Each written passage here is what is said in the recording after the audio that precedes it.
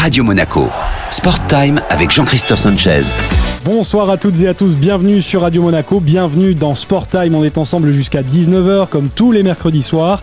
Et ce soir on va vous raconter une histoire extraordinaire, une histoire incroyable, celle de Grégoire Axelrod, ancien footballeur et aujourd'hui agent de joueur, auteur de Pro à tout prix. Le filou du foot vide son sac, c'est un livre qu'il vient de sortir, un récit autobiographique. Il nous raconte son histoire, son parcours. Depuis tout jeune, il rêvait de devenir footballeur professionnel. Il était prêt à tout pour cela, vous verrez, ça ne manque pas de piment. C'est dans un instant, dans Sport Time sur Radio Monaco. Grégoire Axelrod sera notre invité. À tout de suite sur Radio Monaco. Sport Time, présenté par Jean-Christophe Sanchez sur Radio Monaco. Avec One Eagle, le partenaire expert des golfeurs. Radio Monaco. Sport Time avec Jean-Christophe Sanchez. Notre invité ce soir dans Sport Time sur Radio Monaco est donc Grégoire Axelrod, ancien footballeur et agent de joueurs, auteur du livre Pro à tout prix. Le filou du foot vide son sac. Sport Time. L'invité. Bonsoir Grégoire. Bonsoir Jean-Christophe. Alors ce livre est sorti en début d'année, c'est un récit autobiographique, il raconte votre histoire. Et c'est vrai que votre vie est un vrai roman, histoire d'un passionné de foot qui, depuis le plus jeune âge, rêvait de devenir footballeur pro par tous les moyens, y compris en s'arrangeant souvent avec la vérité par des bidouillages, par des mensonges. D'abord, première question, est-ce que tout ce que vous racontez dans ce livre est vrai ? Très bonne question. Et évidemment, tout est vrai. Tout a été vérifié par mon éditeur parce que, vu l'image que j'avais, il a voulu être sûr que tout ce qui était dit dans ce livre était véridique. Et donc, je vous confirme, j'ai 100% des preuves et 100% des documents. Alors, concernant cette carrière de footballeur professionnel que vous rêviez d'embrasser, petit, c'était quand même très mal engagé parce que vous n'étiez pas bon. J'étais tellement nul que mon père, quand il est venu me voir à 10 ans, dans un petit club où je jouais, à la fin du match, il m'a dit « Écoute, t'es le plus nul, t'es un gros feignant, je ne vais plus jamais te voir jouer au foot ». Donc finalement, j'ai dû arrêter le foot à 10 ans au club. Et c'est vrai que ça m'a marqué parce que moi, j'adorais être avec mes copains, passer du temps avec eux. Donc de 10 à 18 ans, j'ai joué dans mon jardin, donc on peut dire que c'est un petit peu difficile parce que les autres, ils sont en centre de formation, ils s'entraînent 2 fois par jour et moi, je m'entraîne de 10h30 à 18h30 tout seul avec mon petit ballon dans mon jardin. Justement, il y a ce passage au début du livre auquel vous faites référence qui est quand même assez dur et assez émouvant en même temps, où votre père se décide enfin à venir vous voir jouer. Alors vous prenez avec votre équipe une raclée pour ce match-là. Et ensuite, votre père a des mots vraiment très très durs avec vous. Et on a du mal à comprendre un peu cette dureté et ce refus finalement de vous accompagner dans votre rêve. Quand j'étais petit, j'avais pas spécialement le rêve d'être footballeur professionnel. Mais c'est vrai que mon père, il a toujours été dur avec moi. D'ailleurs, même ça fait 20 ans que j'ai plus de nouvelles. Quand mes parents ont divorcé, il a arrêté de parler à tous ses enfants. Donc malheureusement, c'est une personnalité, c'est sa personnalité, on est très différents. Moi, si je vois quelqu'un aime bien et même s'il est nul, j'essaie de l'aider pour progresser. Il y en a d'autres, ils sont tellement compétiteurs qu'en fait, soit tu es le premier, soit tu n'existes pas. Ouais. Donc il vous a laissé aucune chance, quoi. Dès le départ, son avis était fait. Il voulait pas que vous fassiez du foot, quoi, tout simplement. Voilà, parce que j'étais pas bon au foot, mais quand tu as 10 ans, que tu joues avec une petite équipe, tu te dis pas qu'il faut mettre un triplé pour continuer le foot la semaine prochaine. Hein. Donc pour moi c'était un amusement, je l'ai pris à la rigolade, mais après c'est grâce à ce moment-là, à cette cassure-là dans ma vie, que je me suis dit écoute papa, si tu veux tu m'interdis de jouer au foot, mais tu verras plus tard, je te montrerai que t'as tort et je jouerai en professionnel. Donc c'est ça finalement qui a motivé un petit peu votre parcours par la suite, c'était cette envie de le faire mentir en fait, et de lui montrer que vous étiez capable. Évidemment, j'avais une double motivation parce qu'après, ce qui m'a fait, c'était surtout de plus voir mes amis en fait, qui étaient durs pour moi. Et le foot, moi, je viens d'une famille qui était assez riche parce que ma grand-mère a été 15 ans avec Maurice Chevalier, qui était un très grand acteur, qui a eu un Oscar Hollywood, et donc elle a hérité de lui. Donc moi, j'étais une famille très aisée. Mais franchement, à la maison, on parlait que d'argent, que de business, mes parents travaillaient ensemble et mes seuls moments de joie c'était quand j'étais dehors avec mon ballon quoi. Donc le fait qu'ils m'enlèvent le foot avec mes amis, c'était vraiment terrible et ça a été une motivation pour moi et même si mes parents voulaient que je reprenne l'entreprise familiale, que je fasse Harvard, etc. Moi ça m'intéressait pas, j'avais qu'un but, c'était montrer à mon père qu'il s'était trompé sur moi et que je deviendrais professionnel. Alors, il y a cette relation donc très compliquée avec votre père. En revanche, vous aviez, on le sent bien tout au long de ce livre, l'amour de votre grand-mère, justement.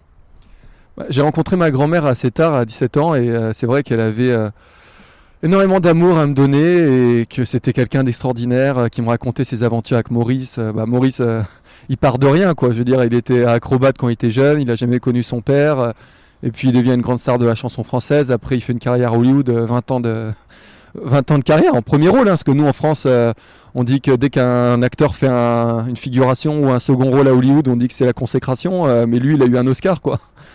Et malheureusement, je trouve que c'est dommage qu'on ne parle pas des gens qui ont réussi, des anciennes générations, parce que moi, j'ai un respect profond pour lui. Et c'est sûr que comme j'ai été bercé par ces histoires, évidemment, moi, je voulais le copier, quoi. Dans ma tête, il n'y a pas de limite. Je voulais être comme Nita et Maurice. Alors, dans ce parcours, cette quête pour devenir footballeur professionnel, votre détermination était telle que vous êtes passé pour au moins des essais de quelques jours dans 22 clubs de 19 pays européens. C'est dingue. J'étais dans 19 pays dans le monde entier. Dans le monde entier, oui. Ouais, sur 5 continents. Je pense que personne n'a fait ça. Alors après, c'est une coïncidence, hein, parce que je ne cherchais pas spécialement à faire le tour du monde, mais tu fais un premier essai. En Angleterre, à Swindon, j'ai eu un gros coup de chance parce que j'ai envoyé des lettres au plus gros club anglais. Et comme j'avais fait un faux site internet quand j'avais 17 ans, mais c'était pour faire rire mes potes, quoi. J'avais copié le site de Ronaldo et j'avais mis l'article Anelka vers Arsenal et j'ai mis Axelrod vers Arsenal. Mais c'était vraiment, à l'époque, j'étais en pensionnat à Bécon-les-Granit, j'aurais jamais cru que grâce à ça, je puisse avoir des essais. Mais comme j'étais au début d'Internet, ça marchait, quoi. Donc il y a des clubs qui m'ont invité à faire des essais avec les pros alors que j'ai joué sur un terrain en béton à Bécon-les-Granit. Donc évidemment, j'ai été le plus nul du match. Je me suis même pris un ballon dans la tête suite à un dégagement du gardien adverse, donc ça fait rire tout le monde. Bon, sauf moi, dans le stade. Et puis, j'ai fait l'essai en Angleterre. Après, je suis parti en Belgique. Après, j'ai été aux États-Unis, etc. Mais toujours dans les plus grands clubs de football. Et c'est vrai qu'à chaque fois que je partais dans un club, je pensais que c'était peut-être le dernier essai de ma vie, quoi. Donc c'est une grande aventure et c'est ça qui est exceptionnel, c'est de rien lâcher parce que ça a mis 10 ans quand même avant que je signe professionnel. Et ça a été vraiment difficile, mais ça m'a permis de découvrir de nouvelles cultures, des gens intéressants ou des gens véreux, beaucoup d'agents véreux d'ailleurs. Il y en a énormément dans le football. Mais ça n'a pas de prix, quoi. C'est pour ça que la plupart des joueurs pros, des stars, ils ont beaucoup d'argent, ils ont pris des millions. Mais moi, j'ai découvert le monde et ça n'a pas de prix. Sport Time. L'invité. Notre invité ce soir dans Sport Time, c'est Grégoire Axelrod, ancien footballeur, aujourd'hui agent de joueur et auteur de Pro à tout prix, le filou du foot vide son sac. On le retrouve dans un instant pour la suite de cet entretien dans Sport Time. Bonne soirée avec Radio Monaco. Radio Monaco. Sport Time avec Jean-Christophe Sanchez. Radio Monaco. Sport Time avec Jean-Christophe Sanchez. Sport Time, la suite avec notre invité ce soir, Grégoire Axelrod, ancien footballeur, aujourd'hui agent de joueur. Il rêvait depuis tout petit d'être footballeur professionnel un jour. Sa vie est un roman. Il en a fait un livre, ça tombe bien. Ça s'appelle Pro à tout prix, le filou du foot vide son sac. Il nous raconte tout ce soir dans Sport Time. Deuxième partie donc de cet entretien avec Grégoire Axelrod sur Radio Monaco. Sport Time. L'invité. Alors à chaque fois, ça coinçait quelque part. Soit parce que vous n'aviez tout simplement pas le niveau, soit parce que vous vous blessiez aussi. Il y a eu plusieurs blessures dans ce parcours. Et en 2009, vous êtes à deux doigts de faire un coup énorme et signé dans un club européen, le CSKA Sofia.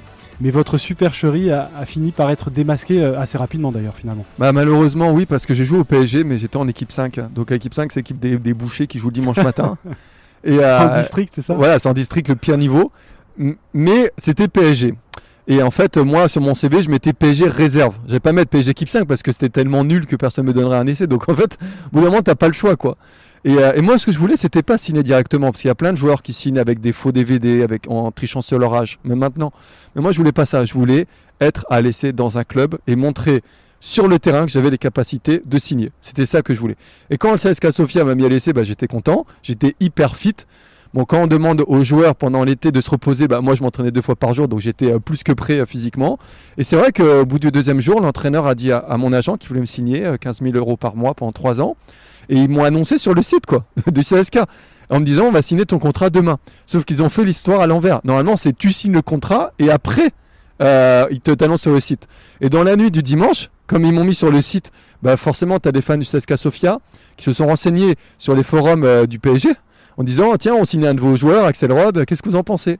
Et comme les fans du PSG, ils connaissent que les stars du club, ils connaissent pas les joueurs de l'équipe 5, ils m'ont fracassé. Ils m'ont dit ouais, c'est un fake, il a jamais joué au foot, attention, c'est un danger, etc. Je me suis fait matraquer. Et le lendemain matin, quand je me lève, je suis en première page de tous les journaux bulgares en disant qu'il y a une arnaque au CSK. Alors qu'en fait, j'étais pas du tout une arnaque. Déjà, il m'a vu jouer. C'était pas comme si je signais sans qu'il m'ait vu à l'essai, quoi. Oui, parce que c'est ce que je disais tout à l'heure, vous étiez arrangé avec la réalité pour que tout cela arrive, mais une fois que vous avez fait l'essai sur le terrain, vous aviez répondu finalement aux attentes d'un point de vue sportif. Évidemment, je pensais que montrer ses qualités sur le terrain, ça suffisait, mais bon, c'était pas le cas. Après, il faut dire aussi que j'ai toujours été borderline, déjà avec le site, que j'ai continué à ajouter quelques articles. Et puis aussi, j'ai eu un gros coup de chance. J'ai une copine qui bossait à la boutique du PSG au Parc des Princes. Et un jour, je suis en dépression après mon 15e essai, j'en pouvais plus. Elle me dit, mais Greg, t'as pas l'air bien, est-ce que tu veux faire une visite du parc? Donc là, tout de suite, j'ai eu un petit tilt. J'ai fait, évidemment, pourquoi pas? Et j'ai acheté un maillot de foot, j'ai floqué mon nom derrière. Mais c'est vraiment une coïncidence, quoi. Puis quand elle m'a fait la visite de la pelouse du parc, quelque chose qui était impossible à cette époque de faire, quoi, sauf pour les joueurs pros, j'ai fait une belle photo avec le maillot et je l'ai envoyé à tous les agents et tous les clubs et c'est sûr que ça a payé, quoi. Donc c'était une grande désillusion parce que pour moi, si je montrais sur le terrain que j'avais les capacités avec des grands joueurs, c'est bon, ils devaient me signer. Mais finalement, dans la vie, il n'y a pas que les qualités qui comptent, il y a beaucoup le CV aussi. Alors, il y a un côté attachant dans votre parcours. On peut admirer la détermination sans faille.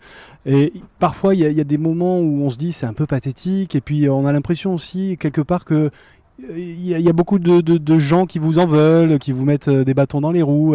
C'est vrai que c'est ce que vous disiez tout à l'heure, quoi. C'est un milieu très dur, quand même. C'est un milieu compliqué. Moi, c'est venu des fans et ils se sont tous acharnés sur moi. Et puis c'est pas que ça, en fait, quand je vois comment est traitée mon histoire à l'étranger, on m'appelle l'Albert Einstein du football, j'ai des articles hyper positifs, et moi en France on m'a toujours fracassé. Parce qu'en France on n'a pas de rêve en fait, on n'a pas le droit d'avoir des rêves. On a le rêve américain aux États-Unis ils m'adorent, il y a plein de producteurs intéressés pour faire un documentaire, un film.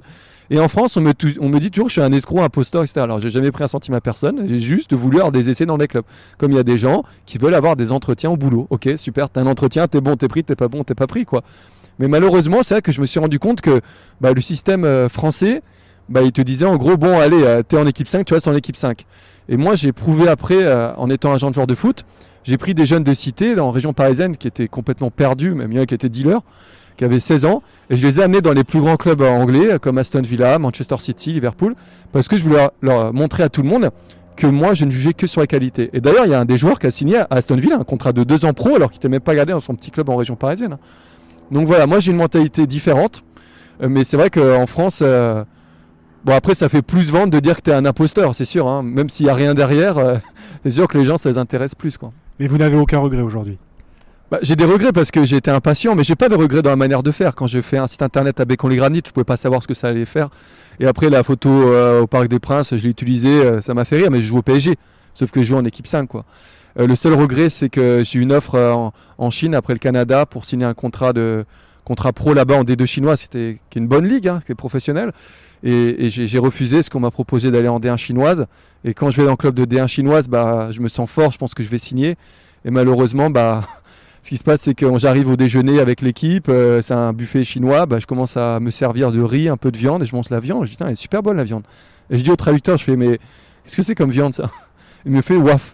Et je dis, waf, c'est quoi waf? Il me dit dog. Et je fais, non, c'est pas possible. Et en fait, comme j'ai mangé du chien, je me suis levé, je suis allé dans ma chambre, j'étais malade pendant 3 jours, impossible de manger, impossible de boire. Et le 4e jour, ils m'ont quand même mis à l'essai, quoi. Mais j'étais dans un état catastrophique. Donc voilà, j'aurais dû aller étape par étape. Et souvent, quand tu as des offres dans des bons championnats, il faut accepter de faire une année et puis montrer tes capacités et rebondir. Voilà. Sport Time. L'invité. Grégoire Axelrod est notre invité ce soir, celui qu'on a surnommé le filou du foot, nous raconte ce parcours incroyable pour devenir, c'était son rêve, footballeur professionnel. Alors il a fini par y arriver sur une courte période, on va voir ça dans un instant pour la suite de cette histoire incroyable et de cet entretien dans Sport Time sur Radio Monaco. À tout à l'heure. Sport Time, présenté par Jean-Christophe Sanchez sur Radio Monaco, avec One Eagle, le partenaire expert des golfeurs. Radio Monaco, Sport Time avec Jean-Christophe Sanchez. Dans quelques minutes sur Radio Monaco, on se retrouve pour la suite de notre magazine sport du mercredi Sport Time avec notre invité Grégoire Axelrod autour de son livre récit autobiographique Pro à tout prix, le filou du foot vide son sac. Ensuite, on parlera de Formule 1 à l'approche du tout premier Grand Prix de la saison 2021 avec notre confrère de Nice Matin, spécialiste des sports auto et de Formule 1, Gilles Léon. Voici le programme de cette deuxième demi-heure de Sport Time sur Radio Monaco. Sport Time, présenté par Jean-Christophe Sanchez sur Radio Monaco, avec One Eagle, le partenaire expert des golfeurs. Radio Monaco, Sport Time avec Jean-Christophe Sanchez. Troisième et dernière partie de notre entretien avec Grégoire Axelrod. Son histoire est absolument incroyable. Il la raconte d'ailleurs dans un livre, un récit autobiographique. Depuis tout petit, il voulait devenir footballeur professionnel. Il voulait aller au bout de ses rêves à force de travail, de détermination, mais aussi de malice et de combine. Il a fini par y arriver après avoir fait des essais dans 22 clubs et 19 pays du monde entier. La suite de cette histoire complètement folle, c'est tout de suite dans Sport Time sur Radio Monaco avec notre invité Grégoire Axelrod. Sport Time.